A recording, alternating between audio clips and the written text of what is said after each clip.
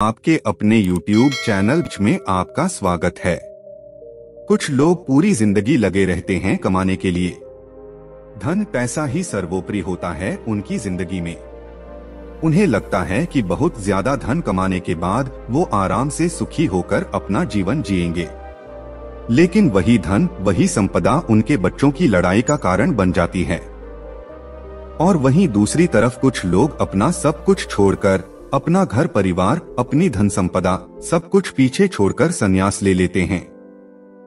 उन्हें लगता है कि संसार को त्याग कर वो असल मुक्ति का रास्ता अपना सकते हैं, जीवन का असली सुख अनुभव कर सकते हैं। दोनों ही आदमी अपने अपने स्तर पर सुखी होने के लिए नाना प्रकार के प्रयास करते रहते हैं। एक धन संपदा इकट्ठी करता रहता है और दूसरा धन संपदा त्यागता रहता है। लेकिन सवाल यह है कि असली सुखी आदमी कौन है, वो जिसने धन संपदा इकट्ठी की या फिर वो जिसने धन संपदा त्याग दी? और अगर इन दोनों में से कोई नहीं, तो किस प्रकार का इंसान हमेशा सुखी रह सकता है? आज की जो कहानी आप सुनने जा रहे हैं, उसमें आपको ऐसे तरीके पता चलेंगे जो एक आदमी को असली सुख का अनुभव करा सकते हैं।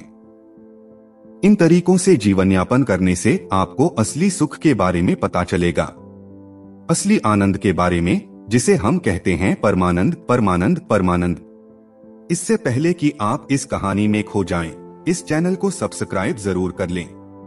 तो चलिए कहानी शुरू करते हैं। जब किसी के घर में वैरागी मन का बच्चा पैदा हो जाए तो घर वालों को बहुत चिंता हो जाती है। घर वाले सोचते हैं कि ये संसार में कैसे जिंदा रहेगा, कैसे धन कमाएगा, कैसे अपना पालन पोषण करेगा, क्योंकि वैरागी मन का बच्चा अक्सर संसार से विरक्त ही रहता है। वैराग्य का मतलब ही अपनी मस्ती में खो जाना होता है। उसका इस संसार से कुछ लेना देना नहीं रह जाता। ऐसा ही बच्चा सीताराम का था। सीताराम एक गांव में रहा करते थे। सीताराम का गांव वेणुवन के पास था। उन्होंने अपने जीवन में बहुत धन संपदा कमाई। वो वहां की प्रतिष्ठित सेठ हुआ करते थे। लेकिन जब उनका पुत्र हुआ तो ज्योतिषियों ने बताया कि ये बच्चा आगे चलकर वैरागी हो जाएगा। वो ये सब धन संपदा त्याग देगा और ये धन संपदा यूं ही दान में चली जाएगी। यह सुनकर सीताराम बहुत चिंतित हो गया। जो धन संपदा उसने इतनी मेहनत से इकट्ठी की थी, वो यूं ही दान में चली जाएगी। उसका बेटा वैरागी हो जाएगा। आखिर यह धन संपदा मैंने किसके लिए इकट्ठी की है? इसका भोग कौन करेगा? लेकिन जैसे तैसे सीताराम ने ज्योतिषियों से कुछ तरीके पूछ लिए कि वो अपने बच्चे को कैसे वैरागी बनने से रोक सकता है। ज्योतिषियों ने भी उन्हें कुछ तरीके बताए जिसके द्वारा वो मोहन को, यानी उनका बेटा, उसको वैरागी बनने से रोक सके। धीरे धीरे समय बीतता रहा और दुनिया अपने चलन से चलती रही। मोहन धीरे धीरे बड़ा होने लगा और उसके पिताजी यानी कि सीताराम फिर से धन संपदा और ज्यादा बनाने में जुट गए। मोहन के पिता ने मोहन के लिए किसी भी चीज की कोई कमी नहीं छोड़ी थी। हर इच्छा उसकी पूरी होती थी। वो उसको सुखी रखना चाहते थे। वो चाहते थे कि मेरे बेटे को दुख का अनुभव ही ना हो, तो फिर वह वैरागी क्यों बनेगा? लेकिन जब मोहन 7 साल का हुआ तो एक दिन उनके द्वार पर एक बौद्ध भिक्षु पहुंच गया। वो वहां पर भिक्षा मांगने के लिए आया था, लेकिन मोहन उसके साथ घंटों बातचीत करता रहा। उसके पिता को जब यह पता चला तो वो मोहन को डांटकर उस बौद्ध भिक्षु से दूर ले गए। वो सोच रहे थे कि इन भिक्षुओं के पास बैठकर कहीं मेरे बेटे का मन वैरागी ना हो जाए। इसीलिए उन्होंने बौद्ध भिक्षु को डांटकर वहां से भगा दिया और अपने बेटे को समझाते हुए कहा कि बेटा, मैंने तुम्हारे लिए किसी चीज की कोई कमी नहीं छोड़ रखी है। तुम इन भिक्षुओं के पास क्यों बैठते हो? क्या मजा आता है तुम्हें इनके पास? मैंने तुम्हारे खेलने के लिए नाना प्रकार के खिलौने ला रखे हैं। इतनी दासियां तुम्हारी सेवा के लिए लगा रखी है, लेकिन फिर भी तुम यह सारी भोग की चीजें छोड़कर इन भिक्षुओं के पीछे क्यों भागते हो? ये सुनकर मोहन ने कहा कि पिताजी, मैं इन चीजों से उकता गया हूँ। यह सब चीजें मैंने इतनी ज्यादा भोग ली है कि मेरा मन अब इनसे ऊब चुका है। मुझे कुछ और चीजें चाहिए। कुछ और आनंद चाहिए, कुछ अलग प्रकार का सुख चाहिए। अब मोहन तो बच्चा था। उसके पिताजी उसको इस बात का क्या जवाब देते, उनके पास इस बात का कोई जवाब नहीं बना। आखिरकार उन्होंने निश्चय किया कि वह उसके मनोरंजन के लिए और भी नई नई चीजें लेकर आएंगे, ताकि उसका मन वैराग्य की तरफ भटक ना सके। लेकिन जैसे जैसे मोहन बड़ा हो रहा था, वह समझदार भी हो रहा था और अब उसे समझ में आ चुका था कि धन संपदा इकट्ठी करने से कोई सुख प्राप्त नहीं होता है, वह बस सुख की भ्रांति देता है। इसीलिए वह ज्यादातर अपना समय संतों और भिक्षुओं के साथ बिताने लगा। एक दिन जब उसके पिता ने उसे संतों के पास बैठे देखा तो उसका खून खौल गया। उसने सोचा कि मैंने जिंदगी भर जिस बच्चे के लिए कमाया वो भिक्षु बनने जा रहा है। मैंने उसको इतना समझाया, सारी सुख सुविधाएं उसके लिए हाजिर करवाई, और फिर भी ये मुझे छोड़कर, मेरी संपत्ति को छोड़कर वह वैरागी बनना चाहता है। ऐसा वैराग्य में है क्या? उसका मन इस बात से बहुत ज्यादा दुखी हो गया था। इसीलिए उसने गुस्से में अपने बेटे का हाथ पकड़ा और सीधा उसे अपने घर पर ले गया। घर ले जाकर उसने अपने बेटे के चेहरे पर धमाक से एक थप्पड़ मारा। गाल पर थप्पड़ पड़ते ही कोमल स्वभाव मोहन के आंसू टप टप करके नीचे सीताराम के पैरों पर गिरने लगे। इसके बाद सीताराम को एहसास हुआ कि उसने बेवजह ही बिना कोई बात के अपने बेटे को यूं ही थप्पड़ मार दिया। उसने अपनी बेटे को समझाते हुए कहा, मैं तुम्हारे आगे हाथ जोड़ता हूँ। मैंने यह धन संपदा इसीलिए इकट्ठी नहीं की कि यह दान में चली जाए। मैं चाहता हूँ कि तुम इसका सुख भोग करो। तुम मेरी संपत्ति को भोगो, तुम्हारे अलावा मेरा है ही कौन, इस संपत्ति का मालिक कौन बनेगा? और यही असली सुख है। पूरी दुनिया धन के पीछे भाग रही है और तुम्हें यह धन विरासत में मिल रहा है, इसका भोग करो। तुम क्यों वैराग्य की तरफ जा रहे हो? ऐसा क्या है भिक्षुओं में, ऐसा क्या है इन संतों में जो इस खजाने में नहीं है, जो इन दासियों में नहीं है, जो इन नाना प्रकार की भोग की वस्तु में नहीं है? ऐसा क्या है संतों में? यह सुनकर मोहन ने अपने पिता से कहा कि पिताजी, मैं आपकी हर एक बात मान लूंगा, बस आप एक बार आज शाम को मेरे साथ चलो। आज एक बहुत ही अच्छे संत का एक प्रसंग पर होने वाला है। वो सत्संग करने वाले हैं, उपदेश होने वाला है ज्ञान का। आप एक बार और ज्ञान का उपदेश सुन लीजिए, उसके बाद आप जो भी कहेंगे मैं आपकी हर आज्ञा का पालन करूंगा। पर आज शाम सिर्फ मेरे कहने से आप ये उपदेश सुन लीजिए। यह सुनकर सीताराम जोर जोर से हंसने लगा। उसने कहा कि यह कौन सी बड़ी बात है, मैं सुन लेता हूँ प्रवचन, बताओ किस संत का सुनना है, लेकिन उसके बाद अपना वादा याद रखना। देखो मोहन, सिर्फ तुम्हारे कहने पर ही मैं उस संत का प्रवचन सुन लूंगा, अन्यथा मुझे इन संतों के प्रवचन में कोई भी मजा नहीं आता है। ये सुनकर मोहन ने हाँ में सर हिला दिया। शाम को दोनों बाप बेटे उस प्रवचन स्थल पर पहुंच गए जहां पर वो संत आज उपदेश देने वाले थे। थोड़ी देर बाद जब वो संत वहां पर पहुंचे तो सभी लोगों ने उठकर उनका अभिनंदन किया। उसके बाद संत ने कहना शुरू किया कि संतोष के फल बहुत मीठे होते हैं। जो आदमी संतोष का फल चख लेता है उसके मन में अपार शांति का उदय होता है। इंसान को जो कुछ मिला है उसी में उसे संतोष करने का अभ्यास करना चाहिए। कोई आदमी गरीब है तो कोई आदमी अमीर है, लेकिन दोनों में ही ज्यादा धन पाने की इच्छा है, ज्यादा धन पाने की लालसा है, तो दोनों में अंतर क्या हुआ? लेकिन जो इंसान जितना है उसी में संतोष करना सीख लेता है तो उस इंसान ने परमात्मा की तरफ अपना पहला कदम बढ़ा दिया। तो वहीं पर सभा में एक विकलांग आदमी बैठा हुआ था। ये सुनकर उसका मन उद्भिल हो गया। उसने तत्क्षण उस संत से पूछा कि हे महात्मा, आप कहते हैं कि संतोष रखिए, मैं किस प्रकार संतोष रहूं? मुझे भगवान ने क्या दिया? मुझे तो हाथ पैर भी सही सलामत नहीं दिए ताकि मैं अपना पेट भर सकूं। अब आप ही बताइए कि मैं संतोष किस प्रकार रखूं? कैसे मैं अपने मन को समझाऊं? यह सुनकर उस संत ने मुस्कुराते हुए कहा कि वत्स, असंतोष रखने से क्या तुम अपने हाथ पैर वापस पा सकते हो? ठीक है, मैं कहता हूँ कि तुम संतोष मत रखो तो उससे क्या फर्क होगा? क्या भेद पड़ेगा? अरे तुम्हारे हाथ पैर तो फिर भी नहीं आएंगे, लेकिन असंतोष की वजह से तुम अपने मन को, अपने चित्त को दुखी जरूर कर लोगे। इसीलिए तुम्हारे पास कोई भी विकल्प नहीं है संतोष के अलावा। तुम्हें चाहे मजबूरी वश या अपने मन के अनुसार ही संतोष पैदा करना होगा। उसी संतोष को पैदा करने के बाद तुम अपनी मन की शांति प्राप्त कर सकते हो। याद रखना, जीवन का परम लक्ष्य की मात्र होता है, और वह होता है अपने मन की एकाग्रता। चाहे हम माया के सागर में पड़कर यह भूल जाएं कि जीवन का परम लक्ष्य क्या होता है, हम यह भूल जाते हैं।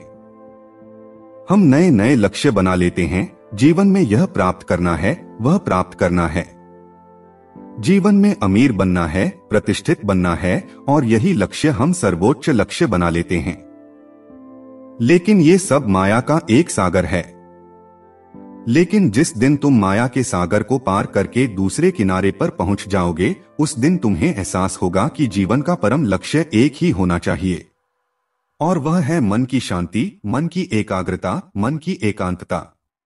और जब तुम अपने मन के एकांत को पहचान लेते हो, उसे अनुभव कर लेते हो, उसके आनंद को चख लेते हो, तो फिर व्यर्थ के लक्ष्य, व्यर्थ की चिंताएं, सब कुछ पीछे छूट जाता है और बच जाती है एक चीज, और वह है मन का एकांत। इसके बाद उस संत ने उस विकलांग आदमी से पूछा कि चलो तुम ही बताओ, अगर तुम्हारे हाथ पैर होते तुम क्या करते? क्या तुम उस वक्त खुश रहते या सुखी रह सकते? जरा सोचो, अगर आज तुम्हारे हाथ पैर आ जाएंगे तो तुम अपने जीवन में नई लक्ष्य स्थापित कर लोगे कि मुझे यह बनाना है, मुझे यह चाहिए, मुझे वह चाहिए, और उसके बाद वो नहीं मिलेंगे तो फिर से मन में असंतोष पैदा होगा।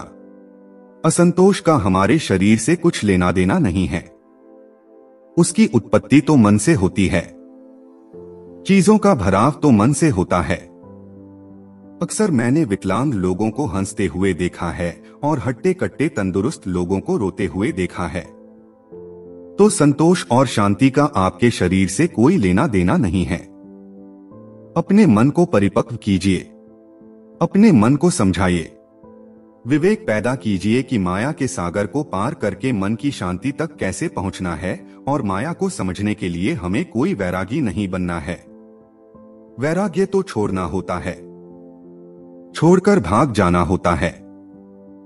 हमें पहले माया को संसार में रहकर समझना होगा, और जब हम माया को समझ जाएंगे तो उसके बाद हम सुखी मन से, तृप्त मन से संन्यास या वैराग्य धारण कर सकते हैं। माया में झगड़ा हुआ आदमी सुख संपत्ति को ही असली सुख समझता है। संपत्ति, धन, प्रतिष्ठा यही उसके लिए सर्वोच्च होते हैं। लेकिन अगर वह अपना विवेक माया से कभी ऊपर उठा पाया तो जरूर ये एहसास कर पाएगा कि असली सुख और असली आनंद का इस धन संपदा से कोई लेना देना नहीं है। वह तो निरंतर है। वह परमानंद तो किसी चीज से जुड़ा हुआ नहीं है। वह तो सिर्फ परमात्मा के लिए है, उस शाश्वत सत्ता के लिए है जो उसको माया से पार उतार रही है। प्रभु का सिमरन या कहें कि ध्यान, ये दोनों चीजें आपको माया से ऊपर उठाकर एक नया नजरिया प्रदान करती है, और वही नजरिया परमानंद का होता है। ध्यान और प्रभु के स्मरण के अलावा अगर हम प्रेम का रास्ता चुनते हैं, दिव्य प्रेम का, तो भी हम उस परमानंद को हासिल कर सकते हैं, और प्रेम का रास्ता ध्यान के रास्ते से कहीं आसान है। इसीलिए दिव्य प्रेम का अभ्यास कीजिए। वो प्रेम जो किसी चीज से जुड़ा हुआ नहीं है, जो स्वतंत्र है, जो आजाद है, जो सभी प्राणी मात्र के लिए है। 3 रास्ते जो माया से ऊपर उठाकर परमानंद की स्थिति प्रदान करते हैं, ध्यान, प्रेम और प्रभु का सिमरन। आप कोई भी रास्ता अपना सकते हैं। सभी रास्ते एक ही मंजिल पर पहुंचते हैं। आज की युवा पीढ़ी अक्सर अपना समय गीत सुनने में लगा देते हैं। फिल्मी गीत, सिनेमा इत्यादि में अपना समय बिताते हैं। लेकिन हमारे पूर्वज हुआ करते थे जो सुबह और संध्या दोनों वक्त आरती और भजन किया करते थे। ढोल बजाते थे, कुछ लोग गाते थे और साथ मिलकर भजन कीर्तन किया करते थे। एक सत्संग होता था, लेकिन आज की युवा पीढ़ी इन सब चीजों को पीछे छोड़ चुकी है। भजन, आरती, कीर्तन, सत्संग इत्यादि करने से क्या होता है? आप उन लोगों को अंधविश्वासी कहते हैं। क्या आपको इसके पीछे का विज्ञान पता है कि भजन कीर्तन करने से मन के कौन से द्वार खुलते हैं? चलिए मैं आपको बताता हूँ। जब भी हम कोई भजन कीर्तन करते हैं, उसमें शामिल होते हैं, तो उसमें हमारा चित्त शामिल हो जाता है। कोई आदमी बजा रहा होता है, कोई गा रहा होता है, कोई ताली बजा रहा होता है और इस भजन और कीर्तन के साथ अपनी जिंदगी के अतीत की चिंताएं पीछे ही छोड़ देता है और उसी भजन में उसका मन लग जाता है। वो मन धुल जाता है, वो मन पवित्र हो जाता है, जैसे किसी ने हमारे मन को साफ पानी में धोकर बाहर निकाल लिया हो। ऐसे ही क्षण होते हैं ध्यान के और वही क्षण भजन, कीर्तन और सत्संग में मिलते हैं। इसीलिए आज के बाद कभी भी ये मत सोचना कि भजन, कीर्तन और सत्संग सब व्यर्थ होता है। व्यर्थ कुछ नहीं होता, व्यर्थ होती है हमारी सोच। इसीलिए युवा पीढ़ी से मेरी गुजारिश है कि भजन, कीर्तन और सत्संग या ध्यान, प्रेम इत्यादि में अपना समय बिताएं। इनके बारे में समझें ताकि आप अपने मन के परमानंद के द्वार को खोल सके, एक अद्भुत आनंद अनुभव कर सकें। उसमें मेरा कोई फायदा नहीं है, ना ही मेरा कोई नुकसान है। मैं तो बस यह चाहता हूँ कि जो स्वाद मैंने लिया, जो स्वाद मैंने चखा, जो मुझे अच्छा लगा, वो दूसरे लोग भी चख सकें, वो भी उसका स्वाद उठा सकें। ये भजन, कीर्तन, सत्संग वगैरह आप अपने घर पर भी कर सकते हैं, अपने दोस्तों के साथ भी कर सकते हैं। जो समय आप गप्पे लड़ाने में लगाते हैं, वही समय आप कुछ नई कला सीखने में लगा सकते हैं। आप ढोल बजाना सीख सकते हैं, आप कोई भजन याद करके उसको गाना सीख सकते हैं। इससे आपकी कला तो निखरेगी ही, साथ ही आपके मन भी धुल जाएंगे। उनको एक अभूतपूर्व शांति का अनुभव होगा, एक प्रेम का उदय होगा, परमात्मा का द्वार खुलेगा। आखिर में एक बात कहना चाहता हूं कि अमीर और गरीब दोनों में कोई भेद नहीं है, जब तक आदमी माया के सागर को पार करके परमानंद की अनुभूति नहीं ले लेता। और जिस आदमी ने परमानंद की अनुभूति ले ली, ना तो वह गरीब रहता है और ना ही वह अमीर रहता है। वो सम्राट बन जाता है, क्योंकि उसने वो चीज अनुभव की है जो एक अमीर और गरीब दोनों में से कोई नहीं कर पाया। इसीलिए एक मध्यम वर्गीय आदमी जो कि मेरी यह वीडियो देख रहे हैं, वो भी इस माया के सागर को पार करके परमानंद को हासिल कर सकते हैं। बस उन्हें अपने मन को एक नई धारा देने की जरूरत है, एक नया रास्ता दिखाने की जरूरत है। उसके बाद आप अपनी व्यर्थ की लक्ष्य छोड़कर उस लक्ष्य की तरफ चलेंगे जो वास्तविक है, जो वास्तविक आनंद प्रदान करता है। और उसके बाद आपके मन की सारी भ्रांतियां टूट जाएंगी कि असली सुख कैसे प्राप्त किया जाता है। तो दोस्तों, कैसी लगी ये कहानी आपको कमेंट सेक्शन में जरूर बताना, और अच्छी लगी तो इस चैनल को सब्सक्राइब जरूर कर लेना। ऐसे ही और कहानियों के लिए चैनल पर जरूर जाएं।